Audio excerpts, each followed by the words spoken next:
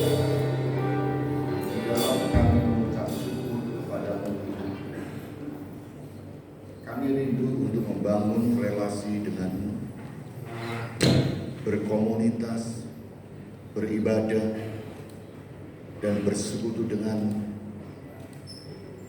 dan mendengar kebenaran firman-Mu untuk menegur kami, mengevaluasi hidup kami, dan terlebih Tuhan, untuk menuntun langkah-langkah hidup kami menuju kebenaran yang telah Tuhan tetapkan untuk kami, sehingga kami kuat di dalam proses Tuhan untuk menanti menerima janji Tuhan.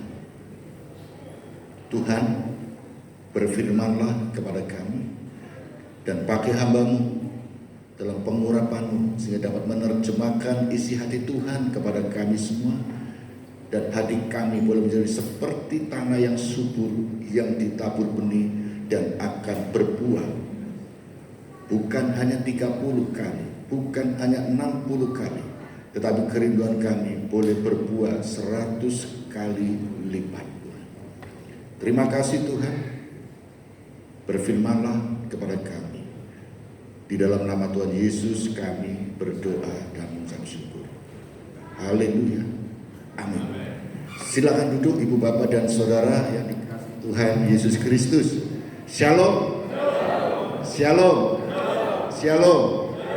Puji Tuhan, Tuhan senang. Saya ucapkan selamat Paskah kepada Ibu Bapak semuanya ya. Jumat yang lalu kita merayakan Jumat Agung, kita ibadah Jumat Agung, dan hari ini kita Paskah. Dan yang ditunggu-tunggu nanti setelah ini ada lanjutannya, drama. Nanti cari tahu siapa, pertanyaannya adalah siapa yang minggu Jumat yang lalu datang, Jumat Agung, siapa dikenalkan mama daripada Riko. Perlu, ayo nanti cari jawab ya, nanti dapat kuis. Nah, siapa papanya Riko ya, nanti ya. Papanya Riko itu siapa? Catat nanti kuis. Terus kemudian siapa saudara Riko? Nah, ini nanti catat, ini PR ya. Nah, terus siapa mamanya kemarin, mamanya Devon itu siapa? Ya, catat juga ya. Kemarin kan sebut nama itu. Kemudian siapa papanya Devon? Nah, itu cari tahu juga nanti ya. Siapa papanya Riko? Ya, nanti ini yang nanti kalau bisa menerima jawaban nanti dapat hadiah ya, nanti dapat hadiah. Ya, sebentar kita akan mendengar firman Tuhan untuk kita semuanya ya. Ibu Bapak tolong periksa kembali HP-nya untuk di silent ataupun di mute pesawat supaya tidak mengganggu kita semuanya dalam beribadah dan di dalam kita mendengar firman Tuhan. Ya, firman Tuhan akan disampaikan oleh hambanya Ibu Ida Juwita ya. Persilakan Ibu, silakan.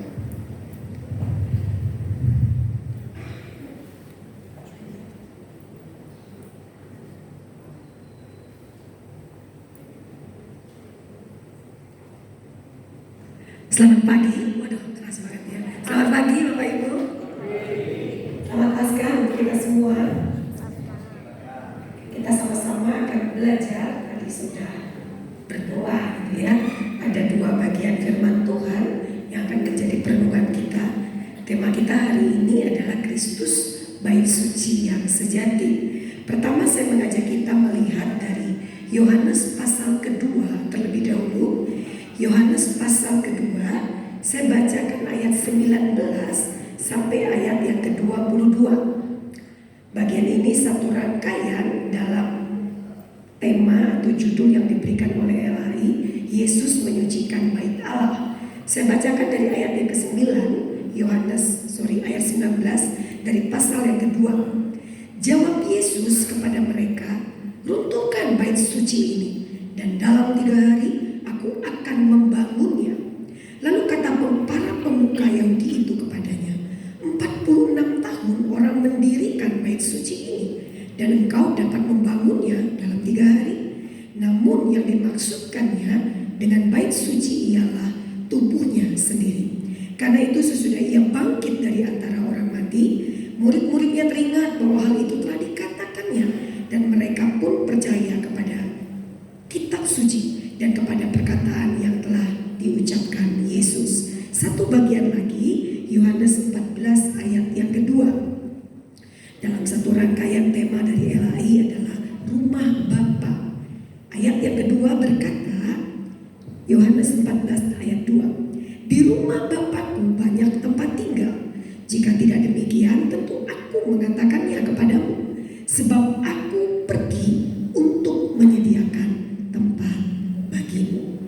Bapak, Ibu, dan saudara dikasih oleh Tuhan, ketika kita berbicara tentang bait suci, apa yang kita pikirkan? Gedung ya? Oke, ya. Bait suci berarti kita ngomong tentang gedung, gereja gitu ya. Ketika kita ngomong bait suci lagi, apa yang kita pikirkan? Selain gedung, ada lagi? Tempat ibadah, gedung, terus bisa juga gak sih kita ini sebagai bait suci? Bisa ya, kita sebagai bait suci. Tapi hari ini tema kita Kristus yang sebagai bait suci sejati. Nanti bagaimana kita akan sama-sama melihatnya dalam renungan gitu ya. Bapak Ibu berbicara tentang bait suci. Oke, kenapa dia belum? Oke ya. Berbicara tentang bait suci ada beberapa hal saya di situ saya tuliskan. Pertama adalah bait suci adalah lambang atau simbol kehadiran dan perlindungan Allah. Makanya bagi orang-orang Israel, mereka sangat khawatir kalau bait suci itu misalnya mesti diserang atau hancur gitu ya. Walaupun sekarang juga bisa kita katakan bait suci yang dibangun dengan megah itu juga mungkin kalau secara bangunan sudah gak ada gitu ya. Nah, yang kedua adalah bait suci, tempat Allah berdiam atau bersemayam. Jadi kalau kita katakan ruangan gedung gereja ini adalah bait suci, berarti ada Allah berdiam dan bersemayam di sini. Yang ketiga adalah bait suci juga dalam pengertian mewakili penebusan umatnya oleh Allah. Jadi pada zaman itu sebelum Tuhan Yesus ada, lahir, datang, kemudian mati dan bangkit, kalau mereka ada salah, ada dosa, kan bawa ya ke bait suci, bawa apakah itu domba, apakah itu lembu, untuk apa? Untuk melakukan yang namanya penghapus dosa atau pendamaian. Jadi kita lihat ya, simbol kehadiran Tuhan, tempat Allah berdiam atau bersemayam, terus juga dipakai untuk mewakili penebusan umatnya oleh Allah. Ya, terus kemudian apa lagi? Tempat berdoa, di mana di situ dikatakan Allah akan mendengar mereka. Makanya tidak sedikit juga orang biasanya gitu ya, kalau ada pergumulan datang ke gereja mungkin jauh lebih pagi, terus kita doa Tuhan yang menyampaikan pergumulan-pergumulan kita di hadapan Tuhan. Nah, cuma kalau kita memperhatikan dalam bagian ini, Bapak Ibu ya, kalau kita melihat adalah kalau ngomong tentang bait suci yang gedung, misalnya ya, yang tempat kita bilang di dalam ruang ibadah ini Tuhan hadir gitu ya, kita bisa katakan bahwa nggak selalu ada, betul ya? Bisa saja suatu waktu itu nggak ada, itu mungkin dihancurkan atau mungkin ada orang yang ini kan ya, bisa saja. Nah, karena itu kita akan sama-sama melihat, kalau kita sama-sama belajar tentang tema Paskah kita, mengapa dikatakan, kok nggak bisa lagi ya? Oke, next saja ya. Kenapa dikatakan Kristus bait suci yang sejati? Nah, Bapak Ibu, yang pertama adalah di situ saya ada 4 poin ya. Poin pertama, karena kedatangan Kristus ke dunia sebagai lambang atau simbol kehadiran Allah. Setuju? Kita lihat ya, ingat ini kita lagi ngomong ya sebelum ini kok nggak kaitan ke Natal ya, nggak apa-apa. Kita lagi ngomong dari kelahiran sampai kematian sampai kebangkitan, mungkin nanti sampai kenaikan Yesus ke surga gitu ya, dalam perayaannya ya, kenaikan Tuhan. Di situ dikatakan dalam Matius 1:23. Ini ayat biasanya dipakai waktu khotbah Natal. Firman Tuhan mengatakan sesungguhnya anak darah itu akan mengandung dan melahirkan seorang anak laki-laki, dan mereka akan menamakan dia Immanuel, yang berarti Allah beserta dengan kita. Firman menjadi manusia, Allah menjadi manusia. Bisa dikatakan kehadiran Yesus itu menunjukkan bahwa kita begitu dekat dengan Allah. Yesus datang ke dunia ini untuk membereskan masalah dosa kita. Jadi kalau kita katakan, oke, kalau kita ngomong gedung ke tempat ibadah, suatu waktu bisa nggak ada. Tapi berbicara tentang Yesus yang adalah Allah yang Immanuel, bisa dia tidak ada? Ya bisa kan ya? Kita di rumah, apakah Yesus cuma hadir di ruang gereja ini? Bukan.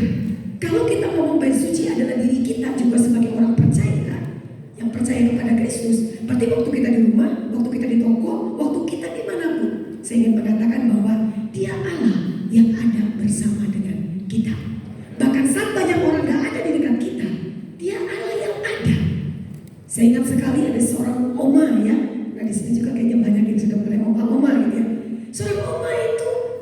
begitu respect, begitu kagum kalau ketemu sama dia dalam perkunjungan. Dia teman besuk saya ya, waktu saya masih full time di sebuah gereja. Ya dulu udah cukup lama ya. Jadi dia teman kunjungan saya. Salah satu, ada 7-8 oma. Nah dia salah satu si oma ini. Selalu cerita. Dia selalu bilang ini, aduh anak-anak saya semua sudah di Belanda. Kak Ida, dia manggil Kak Ida ya. Sudah di Belanda semua anak-anak saya. Saya tinggal cuma sama suster. Terus dia bilang lagi, oma gak takut? Kan cuma sama suster, kalau ada apa-apa gimana? Kalimatnya yang sangat memberkati banyak orang. Mau ada cucu kek, mau ada anak kek, mau ada menantu kek, mau ada kakak adik kek. Kalau kita mau ada apa-apa, ada mereka pun gak bisa menolong. Tetapi cukup ada Tuhan, tanpa mereka pun kita akan bisa ditolong. Waktu dia ngomong saya bilang, wah keren dia oma ya gitu ya. Kenapa dia lihat apa oke? Dia gak bisa membatasi anak-anaknya, gak boleh keluar negeri, gak boleh berkembang. Siapa yang jaga mama misalnya gitu ya. Dia gak bisa membatasi itu. Tapi dia tahu suatu waktu kalaupun dia punya anak, suatu waktu akan pergi. Tetapi dia juga tahu dengan yakin dengan imannya, sekali dia punya Tuhan, tidak akan pernah pergi dalam hidupnya. Makanya dikatakan dia adalah Tuhan yang Immanuel, yang artinya Tuhan yang selalu ada bersama dengan kita. Itu poin pertama. Poin kedua, boleh bait suci. Kenapa Yesus dikatakan bait suci yang sejati? Gitu ya. Karena berdoa di dalam nama Yesus dikatakan tadi ya, konsep bait suci dalam zaman itu orang-orang Israel, orang-orang Yahudi atau dalam perjanjian lama, mereka tahu di tempat bait suci itu mereka bisa berdoa. Dan sama di sini dikatakan di dalam Yesus Allah mendengar doa kita. Ya makanya kalau selalu dibilang kan ya, kenapa kita mesti berdoa sih mengakhiri di dalam nama Tuhan Yesus? Kan waktu Tuhan mengajarkan ini akhiri. Nah Yohanes 14, 13-16 saya bacakan ya untuk kita semua. Bapak Ibu, saya sekarang ini setelah beberapa minggu, mungkin 2-3 minggu lalu, saya tuh kalau lagi kosong gitu ya, saya banyak mendengar juga khotbah-khotbah di YouTube. Khotbah yang pembicara-pembicara siapapun, baik itu yang mungkin banyak orang pro dan kontra gitu ya. Karena saya akan cari tahu ini kenapa terjadi pro kontra, apa yang bermasalah di situ, konsep apa yang salah, doktrin apa yang salah misalnya ya. Tapi saya juga sering dengar yang khotbah-khotbah yang bagi saya juga memberkati.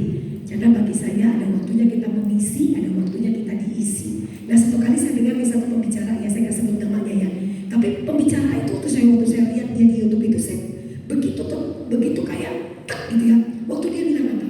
Saya selalu berpikir bagaimana tiap kali berkhotbah yang saya sajikan lebih banyak ayat-ayat kitab suci dibanding pendapat tokoh-tokoh hebat.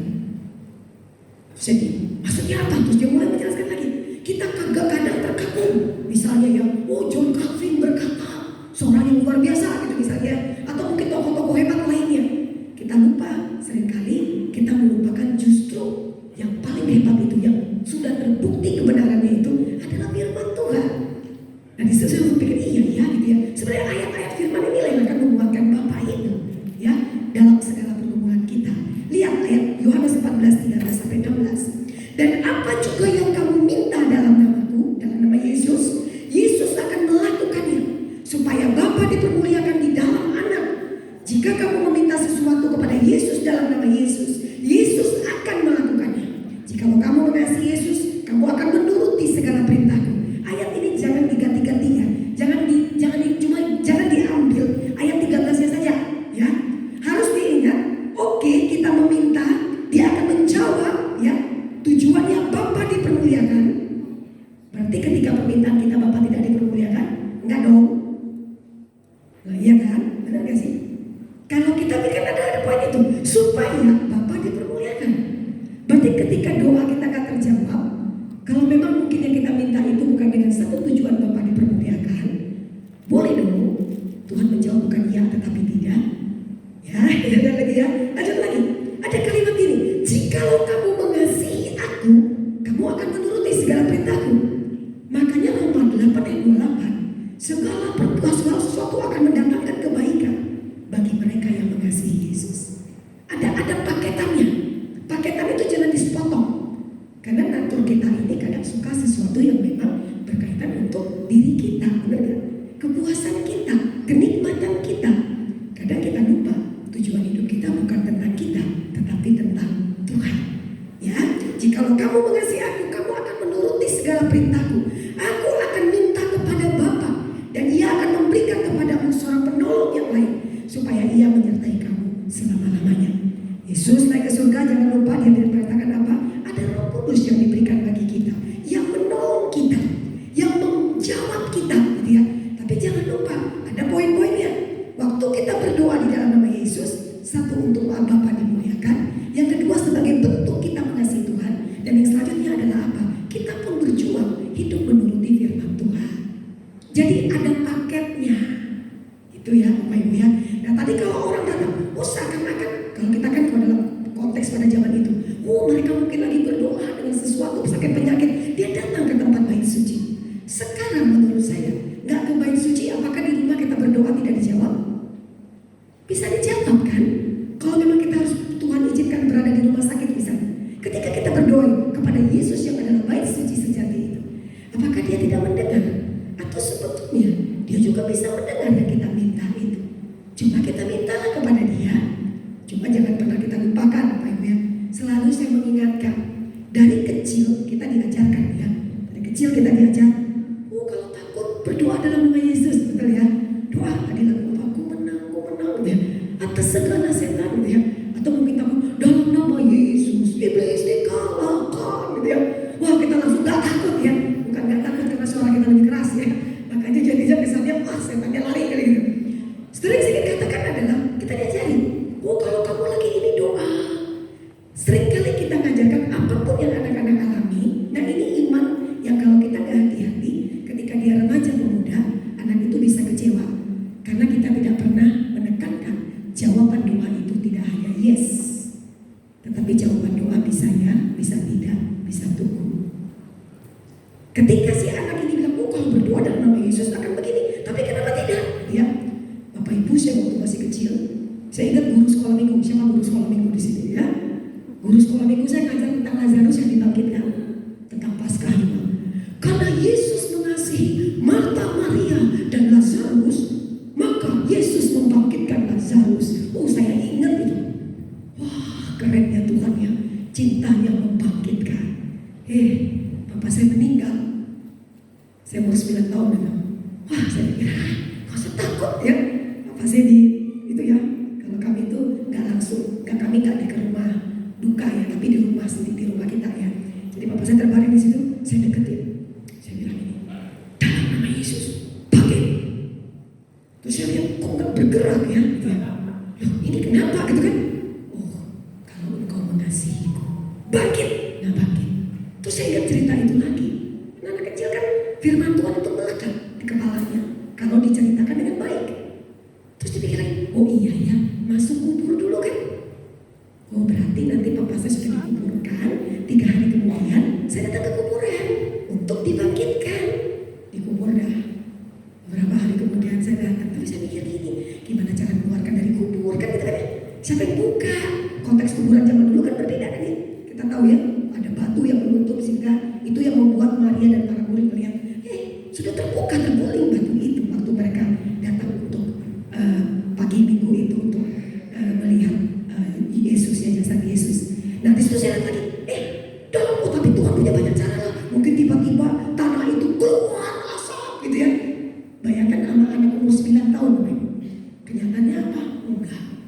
Dan saya pulang hari itu dengan berkata, berarti Tuhan tidak mencintai saya. Hati-hati, suatu konsep yang salah bisa membuat kita marah, kecewa, dan beragam perasaan kepada Tuhan. Nah kali ini dikatakan, Yesus, kita berdoa kepada Yesus, dia mendengar doa kita. Tapi ketika dia mendengar doa kita, tidak ada paketan. Dia akan selalu menjawab iya terhadap apa yang kita minta. Karena bisa saja yang kita minta bukan terbaik untuk kita. Kan itu yang harus kita imani. Bahkan ketika Tuhan bilang tidak, berarti Tuhan tahu itu yang terbaik untuk kita. Mengimani yang terbaik itu Bapak Ibu, yang gak mudah. Karena kita selalu berpikir yang terbaik menurut kita itu adalah yang sesuai dengan apa yang kita inginkan. Jadi kenapa dikatakan bait suci yang sejati? Sama, tadi konsep yang di situ ada tempat orang berdoa di mana Allah mendengar. Kita berdoa kepada Yesus, Tuhan juga mendengar. Yesus mendengar permintaan kita. Tapi kembali lagi, cara dia menjawab itu berbeda dengan apa yang kita mau. Yang ketiga, boleh lanjut lagi kita lihat ya. Hanya karena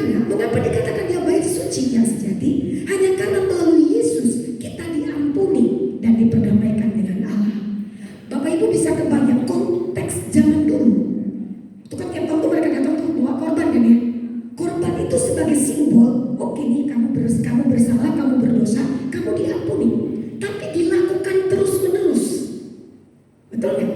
Kan nggak pernah gini, oke ini satu kali, waktu saya 17 tahun saya sudah kasih korban, misalnya lembu, terus setelah itu saya nggak pernah lagi memberikan persembahan korban. Enggak, setiap tahun dia akan datang, kembali mengakui. Jadi korban itu mengingatkan, ini korban ini menggantikan kesalahan yang kamu lakukan, dosa yang sudah kamu lakukan.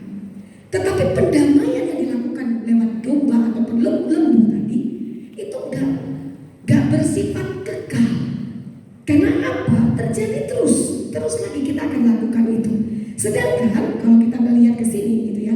Tadi saya mengajak kita kenapa membaca Yohanes 2 19-22. Maka itu dengan jelas Tuhan Yesus itu mengarahkan, aku akan kamu hancurkan bait suci ini dan 3 hari aku akan bangun kembali.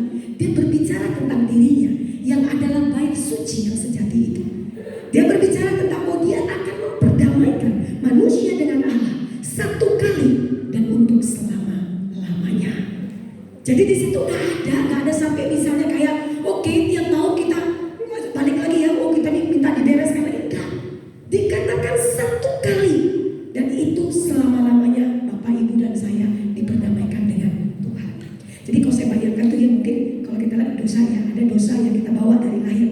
Kan Roma 3:23, karena semua orang telah berbuat dosa dan telah kehilangan kemuliaan Allah. Dalam arti pada waktu kita dalam perut sekalipun, bayi dalam rahim saja sudah berdosa. Bapak Ibu, dalam konsep kekristenan saya percaya tidak ada bayi yang suci kan ya? Betul? Kan semua sudah berdosa. Nah, dosa yang dibawa oleh manusia pertama itulah hanya bisa dibereskan melalui darah Kristus yang tercurah di kayu salib, yang kita rayakan di Jumat Agung. Terus kita bersyukur karena dia bangkit, yang kita rayakan pada hari ini. Yesus sebagai bait suci inilah yang mendamaikan, yang membereskan. Sehingga pada waktu kita datang, Tuhan aku orang berdosa, Tuhan aku ingin kau menjadi Tuhan dan Juru Selamatku, aku ingin mengalami perjumpaan secara pribadi dengan Tuhan itu sekali dan seumur hidup kita. Tapi gak berarti gini, kalau gitu kita gak usah doa lagi. Enggak. Karena pada waktu Bapak Ibu dan saya sudah percaya kepada Kristus, apakah kita masih bisa jatuh dalam dosa? Sangat bisa kan Bapak Ibu ya? Masih bisa berpikir kotor, masih bisa ngomongin orang, masih macam-macam. Kemarin saya ibadah sama satu anak, ya saudara saya lah ya, dari Papua. Kami duduk berdua. Terus dia duduk, terus dia ngomong, dia lihat dua orang oma-oma, bukan oma-oma ibu-ibu lah ya, ngomong terus sebelum ibadah dimulai, ngomong terus. Terus dia ngomong ke saya, kak, kenapa? Itu gosip aja kerjanya, lagi gitu kan ya. Terus saya cuma diam, sudahlah, ibadah sudah lihat ke depan. Terus beberapa waktu kemudian, mungkin 15 menit kemudian, dia lihat ada satu orang, menurut dia pakai baju terlalu transparan, menurut dia. Terus dia bisikin ke saya lagi, kak, lihat tuh ibu itu. Tadi lu mengkritik orang gosip, lu juga gosip gitu ya. Terus baru dia diam, aduh pendosa katanya gitu ya. Langsung dia diam saja. Tapi di situ saya pikir gini, iya ya gitu ya. Kita ini suka kadang bisa saja kita mengkritik dosa orang lain, padahal dosa kita kan lebih baik atau tidak lebih sedikit dari orang yang lagi kita kritik, betul kan? Nah tapi kita bersyukur dikatakan bahwa Tuhan mengampuni kita, Tuhan memahami kita. Oke, dosa yang dalam arti yang harus menerima murka Allah, kematian kekal, kebinasaan itu dibereskan satu kali melalui kematian dan kebangkitan Kristus. Tetapi setelah kita percaya Kristus sekalipun, kita tetap bisa jatuh sampai nanti Tuhan Yesus datang kembali memberikan kita tubuh kemuliaan, ya kan gitu kan ya. Jadi kita masih bisa, oke hari ini kita masih bisa kayak, wih kok saya tidak jatuh dalam dosa, besok bisa jadi jatuh. Itulah pergumulan sampai kapan? Seumur hidup kita. Nah tapi ada satu hal yang kita lihat di sini Bapak Ibu yang perlu kita indikan yang garis bawahi di sini. Saya percaya sekali Kristen kita tidak pernah membawa kita ke surga. Kristen kita tidak pernah membereskan murka Allah. Kristen kita tidak pernah membereskan yang namanya kebinasaan dalam kekekalan. Yang bisa membereskan murka Allah, kekekalan hidup kekal yang kita dapatkan di dalam Yesus, itu adalah pada waktu kita percaya kepada Kristus. Yohanes 14:6 berkata, kata Yesus kepadanya, akulah jalan, kebenaran dan hidup.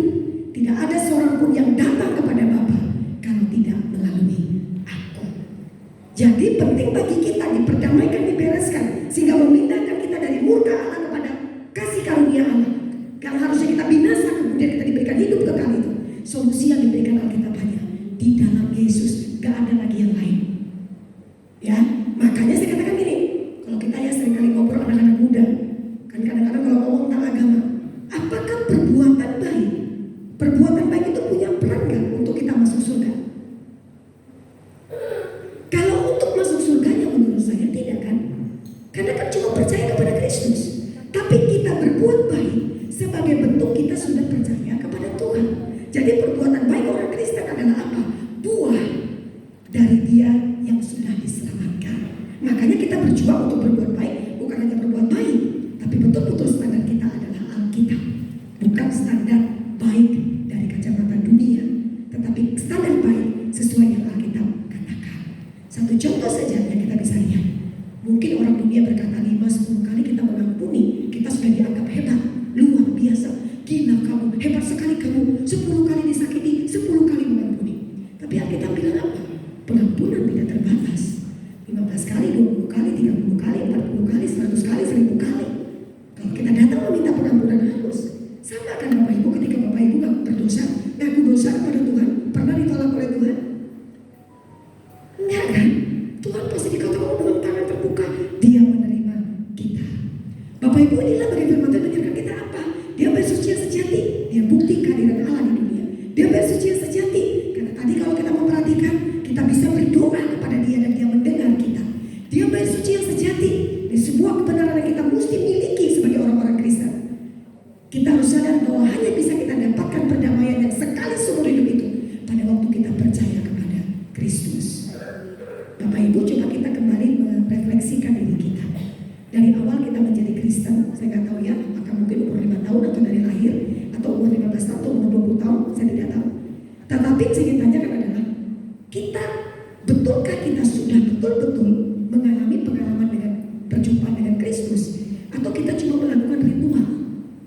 Kita datang hari ini merayakan Paskah, bagi saya ritual saja. Ritual itu menurut saya tidak akan membawa perubahan.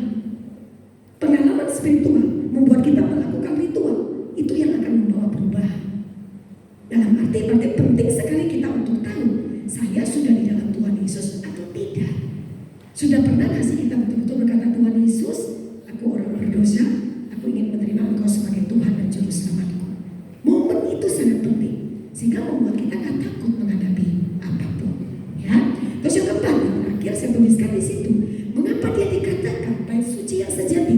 Slide berikutnya. Karena di situ dikatakan dia Yesus menyediakan tempat bagi kita di dalam kekekalan. Jadi dikatakan di sini apa? Di dalam Yohanes 14 ayat 2 yang tadi kita sudah baca. Di rumah Bapakku banyak tempat tinggal. Jika tidak demikian, tentu aku mengatakannya kepadamu. Sebab aku pergi ke situ untuk menyediakan tempat bagimu. Bapak Ibu, di sini dikatakan bahwa memang dunia ini, gereja dalam bentuk gedung, gak ada jaminan akan selalu ada. Tetapi dikatakan bahwa ada jaminan yang diberikan. Tadi waktu kita berkaitan tadi di poin yang ketiga, setelah kita diperdamaikan dengan Yesus, maka kita akan mendapatkan tempat di dalam kekekalan itu. Kalau kita banding-bandingkan di dunia ini, kalaupun panjang umur, sampai umur berapa sih Bapak Ibu? Di sini ada yang 70 lebih? Ada? 70 berapa? 80. Oh, 80 berapa Ibu? 85 ya? Berarti bonus dari Tuhan 15 tahun ya? 85 kata Musa ya, umur 70. Kalau panjang 80 ya? Wih, luar biasa Bu ya, 15 tahun Tuhan kasih bonus hidup lebih gitu ya. Nah, tapi tetap ada durasi hidup di dunia. Ada kan ya? Kalaupun panjang ya mungkin sampai 100 kan ya. Kalau sehat sih tak apa-apa ya, kalau kita bisa ya ini ya.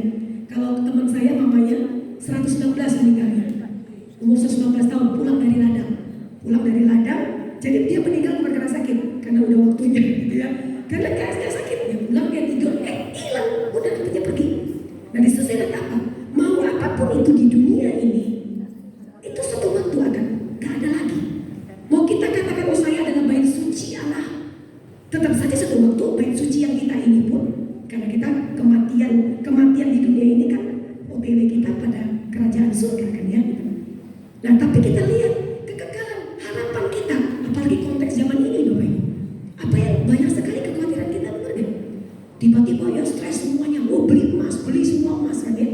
Padahal saya rasa kita lupa ya, beli emas di angka tinggi itu adalah kesalahan menurut saya. Harusnya kan hari ini kita jual emas bukan beli emas kan. Kenapa? Karena ini, nah tapi udah ketakutan. Lihat lagi, waduh ini sudah mulai pajakin. Ada banyak kekhawatiran kita. Tapi balik lagi, memang tidak ada jaminan apapun selama kita hidup di dunia. Jaminan penyertaan kita bisa melewati bersama dengan Tuhan. Saya yakin, ya dan amin. Tetapi jaminan untuk kita tidak menghadapi suatu persoalan atau penderitaan, gak ada. Jaminan kita gak melewati awan gelap itu, gak ada. Jaminan kita tidak melewati badai kehidupan itu, gak ada.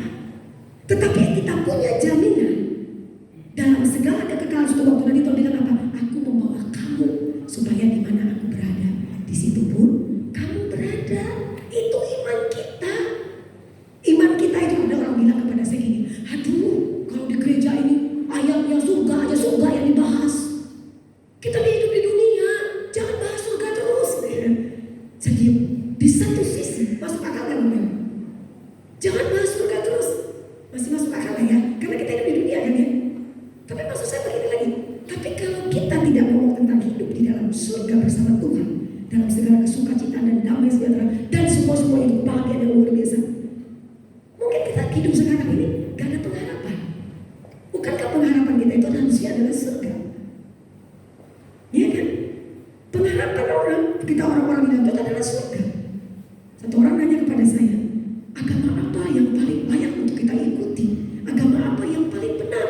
Saya jawab, kalau menurut saya agama yang paling benar atau yang layak untuk diikuti, agama yang di dalamnya ada ajaran kepastian kehidupan setelah kematian. Karena itu yang tidak terjawab oleh sains, itu yang tidak terjawab oleh teknologi, itu yang tidak terjawab oleh ilmu pengetahuan.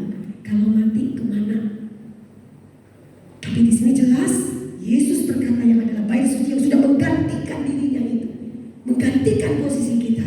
Dia berkata, percaya kepadamu, di rumah Bapakku banyak tempat tinggal, aku akan memberikannya kepadamu. Bapak Ibu, itu menjadi pengharapan kita, itu menjadi sukacita kita. Kenapa saya katakan demikian? Karena gak bisa saya ngomong di sini, apakah Bapak Ibu pulang dari tempat ini karena kuasa kebangkitan gak akan bangkrut? Buktinya waktu pandemi tidak sedikit perusahaan-perusahaan yang dimiliki anak-anak Tuhan bangkrut tuh.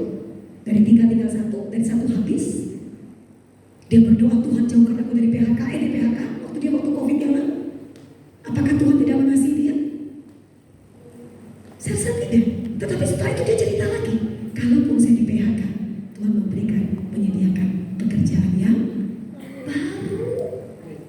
Jadi kalau kita lihat di sana, iya ya, oke, gak selamanya kita gak kenal situasi buruk itu. Emang Yusuf gak dijual kan sebagai budak, dijual sebagai budak, difitnah lagi, menggoda istri Potifar, dipenjara lagi.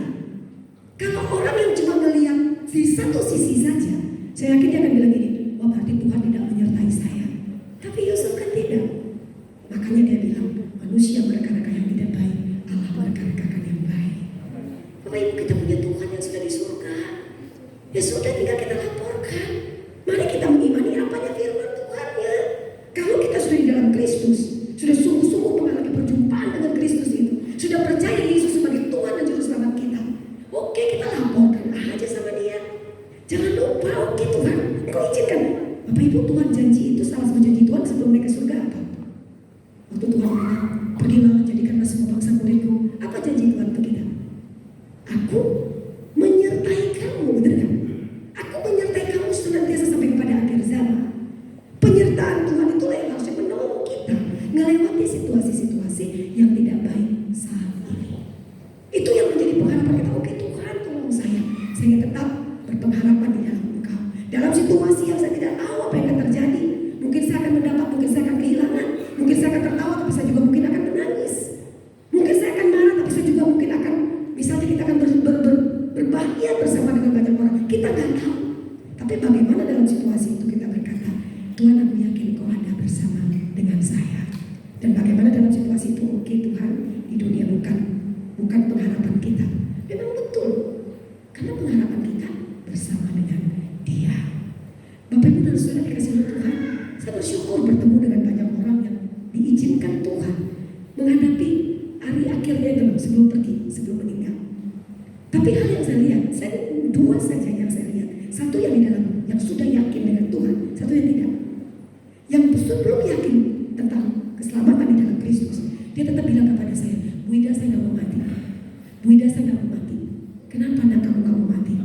Kamu takut apa? Kalau memang Tuhan izinkan, Tuhan menjemput kamu, saya takut, saya tidak tahu harus mau kemana, Bu Ida. Saya tidak mau mati. Sampai terus. Tapi saya ngomong lagi, mamanya sampai bilang, Bu Ida terserah, mau diagamakan apa dia terserah. Dia bukan Kristen ya. Tapi mamanya bilang terserah, mau percaya Tuhannya Kristen kayak Tuhannya apa kayak terserah. Pokoknya saya pengen anak saya pergi dengan wajah yang tidak terus setiap hari, per menit selalu ngomong, saya tidak mau mati mama, saya tidak mau mati, saya tidak mau mati. Saya cerita tentang Yesus, saya ajak dia percaya Yesus. Dia bilang iya, dia percaya. Dia dengar lagu rohani. Terus saya pikir, oh Tuhan, kalau boleh disembuhkan, Tuhan, saya nangis di hadapan Tuhan supaya dia disembuhkan. Tuhan, kalau dia disembuhkan, berapa banyak orang bisa menjelihat Tuhan yang hidup, Tuhan yang hebat. Bukankah kita suka berpikir begitu kan? Oh kalau sembuh akan luar biasa, Tuhan, Tuhan tolong. Tapi terakhir dia tetap pergi. Tapi dia pergi, kata mamanya, tetap dengan teriakan, saya tidak mau mati. Kemudian satu anak lagi leukemia di Siloam, Surabaya. Saya datang, dokter sudah bilang sudah tidak mungkin ya. Saya datang ke dia, terus dia datang ke saya. Dia manggil saya C ya, C. Karena anak yang pernah saya layani di salah satu gereja dulu. Aku pengen dinyanyi dong, dinyanyikan. Nyanyi apa? Sampai memutih rambutku, kau putuskan aku menutup usiaku. Saya pikir gini, waduh, umurnya baru 20-an. Aku nyanyikan itu, ya udah nyanyi. Terus dia langsung ngomong lagi, saya bilang, nah, namanya Lisa ya, Lisa. Kalau Tuhan panggil, Lisa yakin?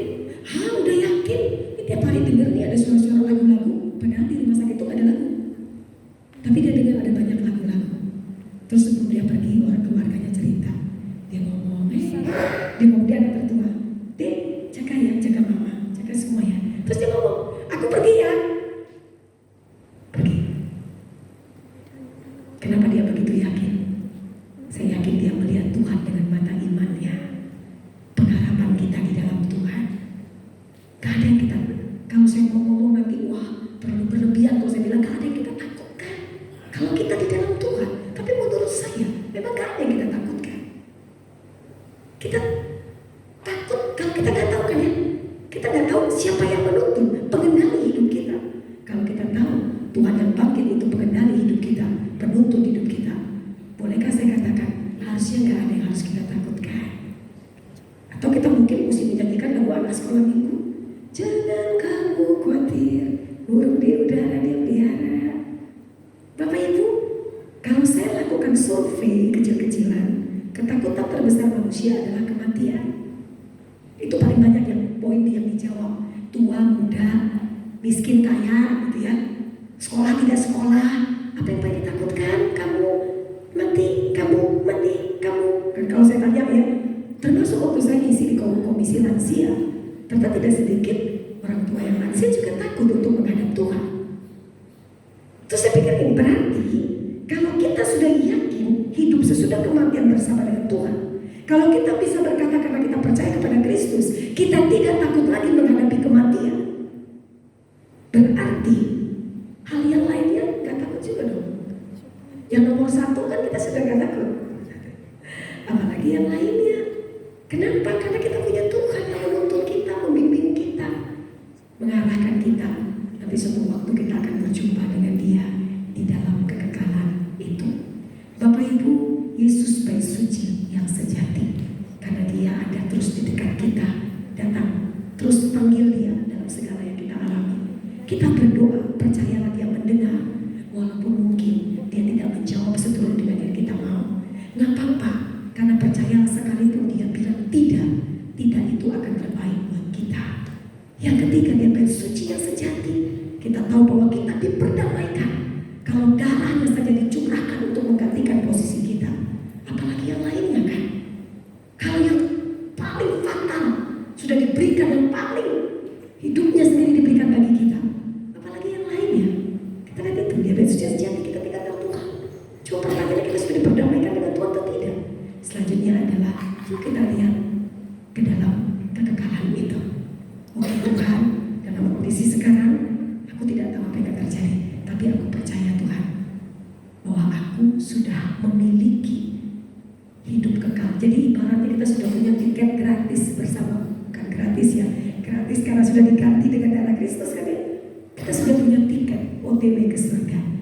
Jadi kalau ke surga saja kita sudah punya tiketnya.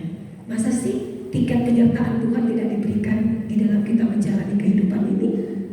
Pasti dong, gitu ya. Dan jangan lupa Bapak Ibu, dalam menjalaninya, firman Tuhan bilang apa? Ujian yang kamu alami tidak akan melebihi kekuatanmu. Udah itu aja kita ingat. Oke Tuhan, udah berat Tuhan, gak kuat Tuhan. Balik lagi ayatnya, ujian yang kau alami tidak akan melebihi kekuatanmu. Tuhan gak bikin janji palsu di situ. Saya yakin itu iya dan amin. Tinggal kita mengimaninya atau tidak. Mari kita berdoa. Tuhan Yesus, kami mau bersyukur kepadamu. Kami memiliki Yesus yang hari ini kami rayakan kebangkitannya. Yesus yang adalah bait suci yang sejati, yang telah membereskan masalah dosa kami. Bait suci yang menyatakan Tuhan ada, firman menjadi manusia. Tuhan ada bersama dengan kami. Bait suci yang sejati, bahwa pada waktu kami ada ketakutan, ada kekhawatiran, ada permasalahan, ada pergumulan, kami bisa datang kepada Tuhan. Karena Yesus mendengar doa. Bait suci yang sejati, karena pengharapan kami. Karena Tuhan berkata, aku pergi menyediakan tempat bagimu, supaya di mana aku berada, di situ engkau berada. Luar biasa janji Tuhan ini bagi kita. Kalau hidupnya diberikan untuk membuat kita mendapatkan tempat dalam kerajaannya, apakah kita masih ragu? Kalau Tuhan yang sama, Tuhan yang bangkit itu juga sanggup menuntun kita, memelihara kita, menjaga kita, melindungi kita, melewati beragam pergumulan, permasalahan yang saat ini kita alami. Perekonomian mungkin bisa memburuk, kesehatan juga bisa tidak membaik. Mungkin ada banyak hal yang bisa terjadi di dalam kehidupan kita. Tetapi satu hal yang kita diingatkan, kita harus tahu tetap Yesus pengendali kehidupan setiap kita. Karena itu mari kita berserah, belajar percaya kepada Kristus. Terima kasih Tuhan. Ini kami anak-anak-Mu. Jika ada yang sakit Engkau sembuhkan. Jika ada yang bergumul dengan permasalahan keluarga, perekonomian atau apapun itu, sekolah, perkuliahan, pekerjaan, Tuhan biarlah setiap kami bisa melihat Tuhan yang bangkit itu, yang tidak pernah meninggalkan kami.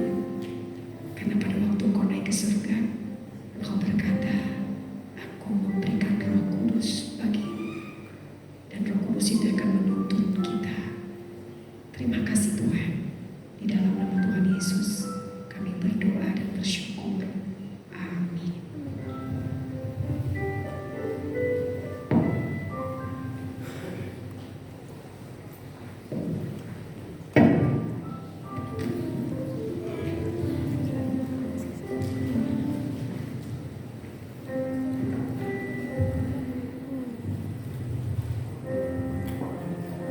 Kita akan diberikan kesempatan untuk memberikan persembahan dari ucapan Tuhan. Sebelumnya kita akan sama berdoa. Dan bersyukur ya Tuhan untuk berkat firman-Mu pada pagi hari ini yang kembali menguatkan kami ya Tuhan. Dan hidup kami hanya untuk Engkau ya Tuhan. Segenap hidup kami dapat menyenangkan Engkau ya Tuhan. Karena Engkau telah memberikan yang terbaik bagi kami. Tidak dapat yang kami balas Tuhan kebaikan. Selain kami memuji dan menyembah Engkau. Coba saja Tuhan, kami akan memberikan yang terbaik Tuhan bagi kejatuhan malam ini. Kau berkati Tuhan, biar persembahan jalankan Tuhan dapat digunakan Tuhan untuk operasional gereja di tempat ini.